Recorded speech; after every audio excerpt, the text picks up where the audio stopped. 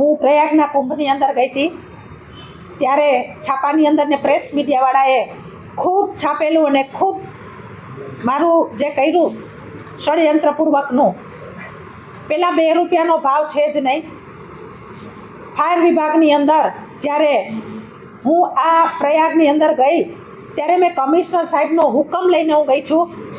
જ્યારે બહાર જવાનું થતું હોય ત્યારે આ હુકમનું નિવેદન એની કોપી પણ મારી સાથે હતી.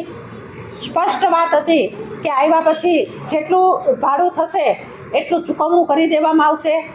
એ પણ મેં ચૂકવી દીધું હતું. હું આમાં ક્યાંય પડવા માગતી નથી. મારામાં એક કાયમી કહેવત રહેલી છે, જે કરે એ ભરે. એટલે આમાં મારે ક્યાંય પડવું નથી. કદાચ હું આમાં પડવા માગતી નથી કે પ્રયાગ વખતે જેને પણ છાપ્યું છે ₹2 ભાવ હતો જ નથી ને હજી પણ છાપે છે. હું કોઈ પ્રેસ મીડિયાનું નામ લેતી નથી અને કોઈ ન્યૂઝપેપરનું પણ નામ લેતી નથી, પણ હજી સુધી છપાય છે કે ₹2 લઈને બેન જલસા કરવા ગયા હતા. તો પૂરી માહિતી છે નહીં, ₹2નો ભાવ જ નથી. પહેલાં એમ કહું છું કે લીલુબેન મારી પાસે ક્યારેય આવ્યા નથી. જે પણ વેદના હોય એને પણ મને કહેવી જોઈએ. પાર્ટી પણ એની સાથે છે અને અમે પણ સાથે છીએ. તમે ડ્રાઈવરની વાત કરો છો તો ડ્રાઈવરનું મેં સ્પષ્ટપણે કીધું કે એ ફાળવણી છે ફાયર વિભાગની અંદર થાય છે, કમિશનરના વહીવટી તંત્રમાં થાય છે. એટલે આ એક સ્પષ્ટ મુદ્દો આપને બધાને કહેવા માગું છું કે તંત્ર છે એ પણ ખોટું છાપે છે. આમાં આપણી માનસિકતા સાથે આ સંકળાયેલા છે. પ્રશ્ન પૂછીને આપ પણ અમને પાડી દેવા ઈચ્છતા લાગો છો, કેમ કે મન મક્કમ બનાવવું એ ઘણું બધું અઘરું કામ છે. તમે એક ભાઈ છો, મને આ પ્રશ્ન બધા પૂછો છો.